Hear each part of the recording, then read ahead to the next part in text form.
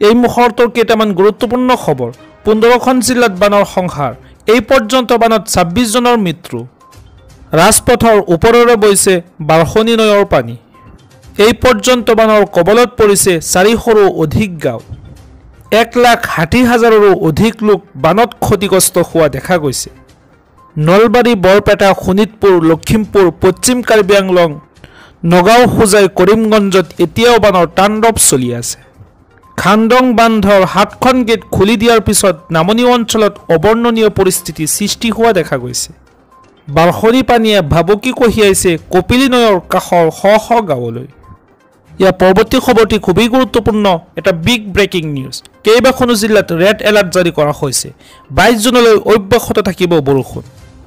সাৱধান হওক আপুনি পুনৰ বতৰে লৈছে ভয়ংকৰ ৰূপ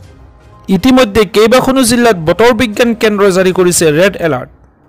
ধুবুৰী কোকৰাঝাৰ চিৰাং বঙাইগাঁও গোৱালপাৰা বজালী পশ্চিম কাৰ্বি আংলঙত ৰেড এলাৰ্ট জাৰি কৰিছে বতৰ বিজ্ঞান কেন্দ্ৰই তামুলপুৰ বাক্সা বৰপেটা নলবাৰী মৰিগাঁও নগাঁও কাৰ্বি আংলং শোণিতপুৰ বিশ্বনাথ পশ্চিম কাৰ্বি আংলং গোলাঘাটত অৰেঞ্জ এলাৰ্ট জাৰি কৰিছে বতৰ বিজ্ঞানে ধেমাজি ডিব্ৰুগড় তিনিচুকীয়া চৰাইদেউ মাজুলী লখিমপুৰ যোৰহাট শিৱসাগৰ হোজাই হাইলাকান্দি ওদালগুৰি দৰং কামৰূপ গ্ৰাম্য কামৰূপ মেট্ৰত য়েল্লো এলাৰ্ট জাৰি কৰিছে বতৰ বিজ্ঞান কেন্দ্ৰই অহা 22 জুনলৈ ৰাজ্যৰ ভিন্ন প্ৰান্তত অব্যাহত থাকিব বৰষুণ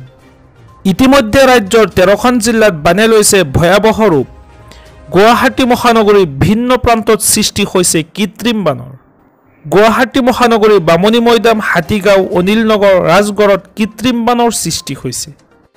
ইয়াৰ পৰৱৰ্তী খবৰটি খুবেই গুৰুত্বপূৰ্ণ এটা বিগ ব্ৰেকিং নিউজ বানৰ ভয়াৱহ ৰূপ আজি আৰু কাইলৈ বিদ্যালয় বন্ধ ঘোষণা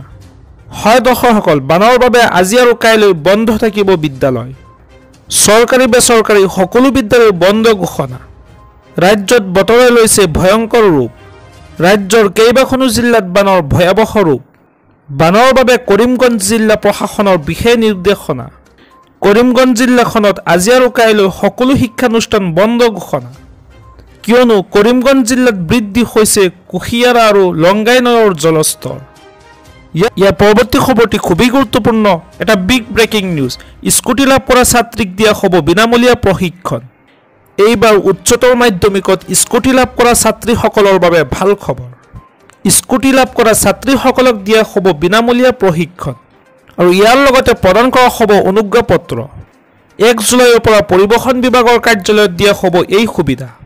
যদি কিবা অসুবিধাৰ সন্মুখীন হয় তেন্তে 9401596387 অথবা 7896850045 নম্বৰত যোগাযোগ কৰিব পাৰিব আজি আমাৰ প্ৰথম খবৰটো এটা গুৰুত্বপূৰ্ণ খবৰ এটা বিগ ব্ৰেকিং নিউজ সমবায় সমিতিৰ হাজাৰ হাজাৰ সদস্যক সকাহ দিব চৰকাৰে পুনৰ ৰাজ্যৰ সমবায় সমিতিসমূহক আৰ্থিক সাহায্য দিবলৈ সাজু হৈছে চৰকাৰ 2023-24 বৰ্ষৰ আৰ্থিক সাহায্যৰ বাবে সমবায় সমিতিসমূহে কেনেকৈ কৰিব লাগিব আবেদন এই সুবিধাৰ বাবে 24 ডিসেম্বৰৰ ভিতৰত সমবায় সমিতিসমূহে কৰিব লাগিব আবেদন আজিৰ পৰা ৰাজ্যৰ সমবায় সমিতিসমূহে কৰিব পাৰিব আবেদন অসম সমবায় সমিতি আইনৰ অধীনত পঞ্জীয়নভুক্ত সমবায় সমিতিয়ে কৰিব পাৰিব আবেদন এই আঁচনিৰ বাবে নিয়মিত বাৰ্ষিক সাধাৰণ সভা অনুষ্ঠিত কৰা সমবায় সমিতিকে যোগ্য বিবেচনা কৰা হ'ব এই আঁচনিৰ বাবে www.farcs.assam.gov.in ৱেবছাইটত গৈ কৰিব পাৰিব আবেদন 10 জনৰ মৃত্যু কেইবাজনো নিৰুদ্দেশ মিজোৰামৰ আইজলত সংঘটিত হৈছে এক ভয়ংকৰ ঘটনা মঙলবাৰে পুৱা প্ৰচণ্ড বৰষুণৰ মাজতে মিজোৰামৰ আইজল জিলাত শিলৰ কয়ৰী ভাঙি পৰাত 10 জন লোকৰ মৃত্যু হয় আৰু কেইবাজনো লোক নিৰুদ্দেশ হৈ পৰে মঙলবাৰে পুৱা অঞ্চলটোত অবিৰত বৰষুণৰ মাজতে এই দুৰ্ঘটনা সংঘটিত হয় আৰক্ষীয়ে জনোৱা মতে আইজল চহৰৰ দক্ষিণ উপকণ্ঠ অঞ্চলত অৱস্থিত মেলথাম আৰু স্লেমেনৰ মাজৰ অঞ্চলত পুৱা প্ৰায় 6 বজাত সংঘটিত হয় এই ঘটনা আৰক্ষী বিষয়াই জনোৱা মতে কেইবাটাও মৃতদেহ উদ্ধাৰ কৰাৰ বিপৰীতে আন বহু লোক মাটিৰ তলত আবদ্ধ হৈ আছে ধাৰাসাৰ বৰষুণৰ ফলত উদ্ধাৰ অভিযান ক্ষতিগ্ৰস্ত হৈছে বুলি জানিবলৈ দিছে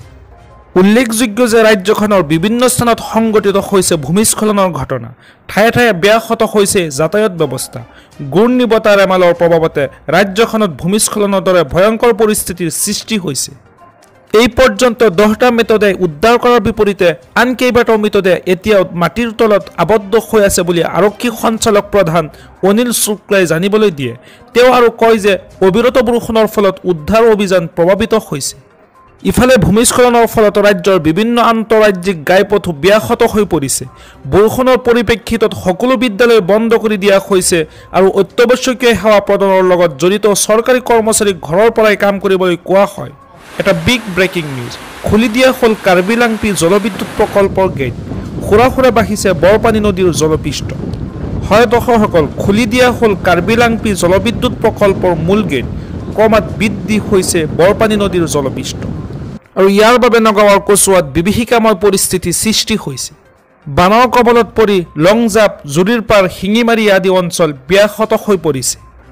জুৰিৰপাৰ, মাধৱপাৰা, গড়কাপ্তিনী পথৰ ওপৰেদি বাগৰিছে পানী